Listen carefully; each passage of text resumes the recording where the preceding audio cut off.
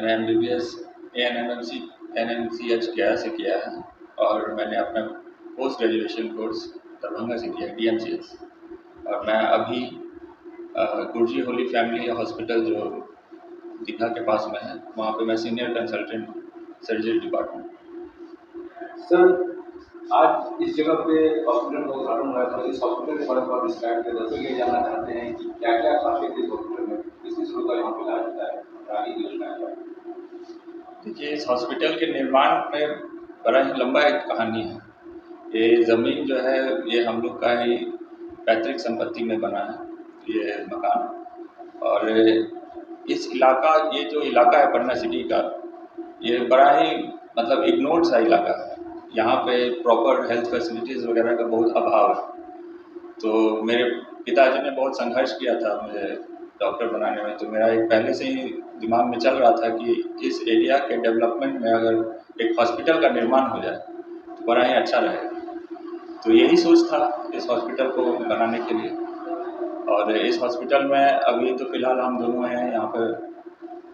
Surgery department का पूरा जो सर्जरी होता है, जनरल सर्जरी, लैप्रोस्कोपिक सर्जरी, ये सारा मेरे हाथों होगा। और गायनी का जितना भी होता है वो मैडम के हाथों होगा। तो इस एरिया का विकास में हम लोग का एक तरीके से योगदान रहा है। और भी डॉक्टरों को बैठाने का यहाँ पे जी बिल्कुल, एक पीडियाट्रिशियन और एक फिजिशियन तो बिल्कुल रहेंगे यहाँ पे। और फिर समय के साथ और देखते हैं कि इसका एक्सटेंशन कैसे हम लोग करते हैं। सर, क्या लग रहा है कि इस जगह पे हॉस्पिटल का निर्माण होना चाहिए और किस तरीके से यहाँ पे मरीज जो आते हैं वो कहाँ से आते हैं, किस क्षेत्र से आते हैं, थोड़ी सी वजह से?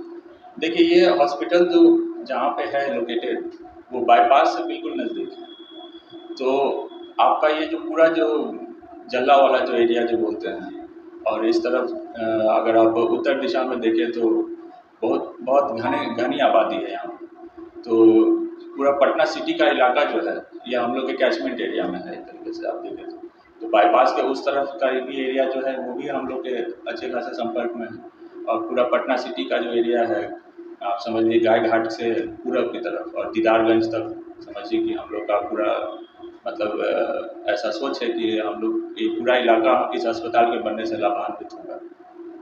अभी बता दें कि आपकी हॉस्पिटल में गरीबों के लिए क्या योजना है? देखिए, हम लोग गरीबों के लिए बहुत सारा योजना मतलब सोचे हुए हैं, जैसे गरीब जो है ना, गरीब बहुत उम्मीद से कहीं देखता है गरीब के हॉस्पिटल का निर्माण हुआ है तो वो सोचता है कि चलो हमारे घर के बगल में हॉस्पिटल का निर्माण हुआ है, यहाँ हमारा भी भला हो सकता है। तो क्या सोच के सर गरीबों के लिए कुछ ऐसा कोई योजना बनाया गया? योजना हमारे दिमाग में पहले से चल रहा है इस दिशा में। जैसे हम लोग जो हर एक मतलब महीने का एक संडे हम लोग फ्री हेल्थ चेकअप कराएंगे। इधर उधर जहाँ पे भी हम लोगों ने सोचा है वहाँ पे महीना में एक संडे जो डेडिकेटेड रहेगा कैंप करने के लिए, तो हम लोग जगह जगह जाके कैंप करेंगे। और सप्ताह में एक दिन हम लोग सोच रहे हैं कि फ्री OPD करें, उसमें कोई भी पैसा नहीं लगेगा किसी भी कंसल्टेशन के लिए, ऐसा हम लोग सोच रहे हैं। और भी विथ टाइम हम लोग और भी कुछ योजना लाएंगे इसके लिए, ताकि गरीब तबका जो हमारे प्रदेश का है वो उससे जितना ज़्यादा लाभ ले सके उतना अच्छा रहेगा। क्योंकि अब क्या ये बताया कि सर अगर उद्घाटन तो हो चुका है जी, हॉस्पिटल में पे है, ये बताया सर कि यहाँ पे मरीज आएंगे तो क्या सोच के आएंगे, अपने पौधों को देख के आएंगे और ये मुझे लगा के आएंगे कि नहीं यहाँ से हमारे बीमारी आ सकती है, हम स्वस्थ होकर यहाँ से आते हैं? देखिए, स्वस्थ होने का गारंटी कोई भी डॉक्टर नहीं दे सकता। ये नहीं कह सकता है कि आप हमारे पास आइए हम आपको 100% ठीक करके ही भेजेंगे। ऐसा अगर कोई कहता है तो वो छलावा है, ठीक है ना।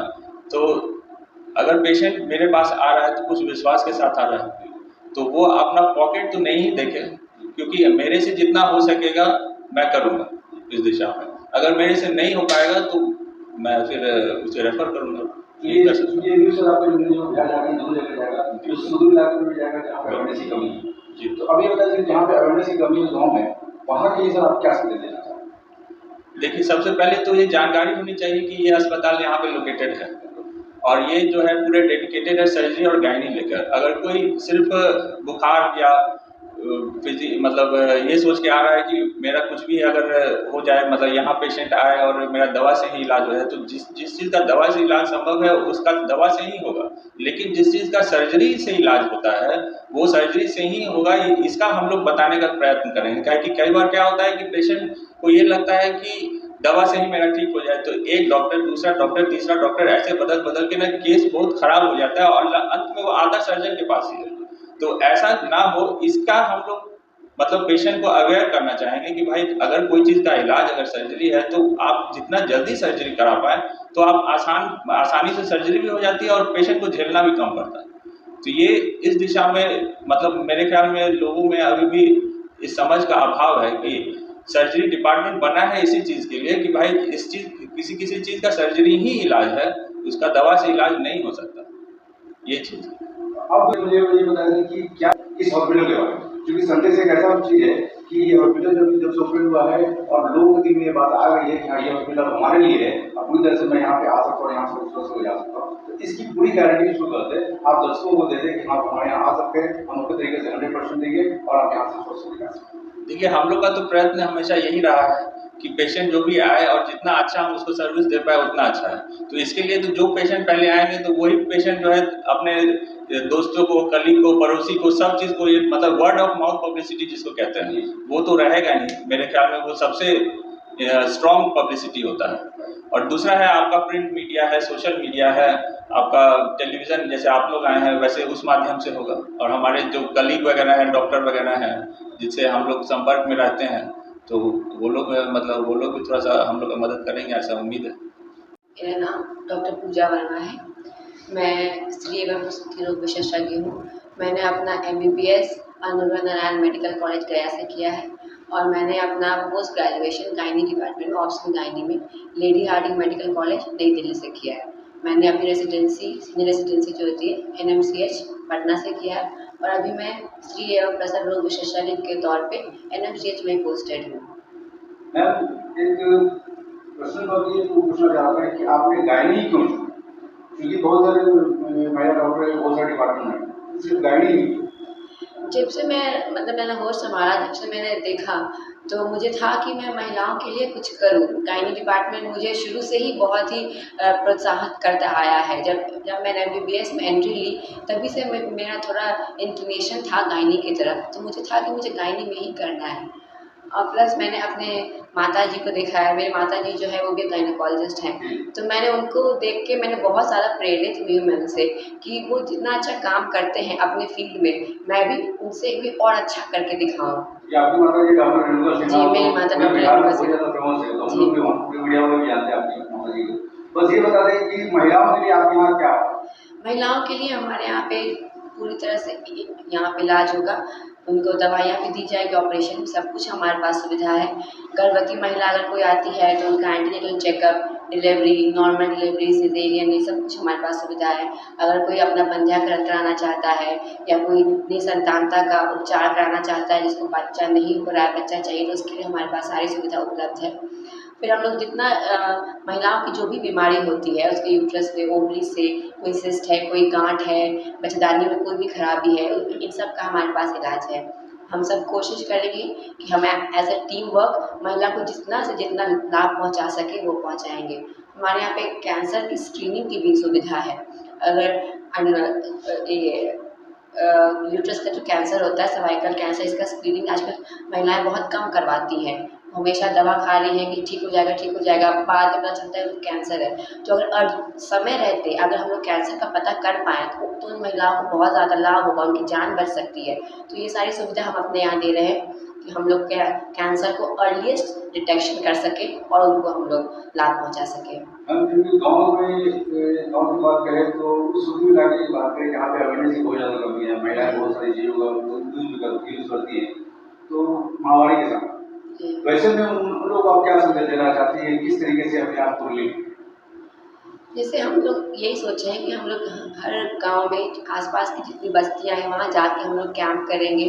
महीने में 1 दिन हम लोग वहाँ जाके फ्री में कैंप करेंगे, उनको समझाएंगे, मतलब जन कल्याण के लिए जो भी उनको अवेयरनेस की बातें हैं हम वहाँ जाके महिलाओं को सारा बताएंगे।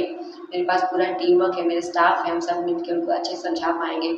मतलब यहाँ पे दिक्कत ये है कि हमें ग्रास रूट लेवल से ही उनको समझाना होगा, उनके गांव में जाके हम लोग उन्हें समझा पाएंगे तो ज़्यादा अच्छा होगा। फिर जो भी है इलाज की चीज़ें वो यहाँ आके अपना उसका लाभ ले सकते हैं। शिक्षा की कमी के कारण वो इस तरह का वो उस रूप में हाँ जी। तो अभी क्या है कि अभी संदेश तो ये जाता है कि आप लोग वहाँ पे कैंप लगाएंगे, वहाँ पे बात करेंगे, वहाँ लोगों को सुनाएंगे, लोगों को घर से बाहर करवाएंगे, महिलाओं को अपने पास कैंप में बुलाएंगे, उनको शिक्षा देंगे। तो ये चीज करने के बाद क्या आप ये बता सकते हैं कि क्या कुछ भी पर्सन वहाँ से कुछ हो सकता है? ज़रूर होगा। जब हम लोग वहाँ जाएंगे, महिलाओं से बात करेंगे, उनको समझाएंगे, तो जिनको जो तकलीफ है हमारे पास उभर के आएंगे, हमें बताएंगे। अब मतलब जैसे हमारी महिलाएं बहनें होती हैं, वो सब हमें खुल के हमसे बात कर सकती है इस बारे में, तो उसका हम लोग वो मामला को फिर क्लियर हो सकता है कि जी चलो हम वो बीमारी क्लियर कर सकते हैं। हाँ, आप उनको हमारे अपने रिलेटेड कोई भी सवाल है तो वो हमसे कभी पूछ सकते हैं।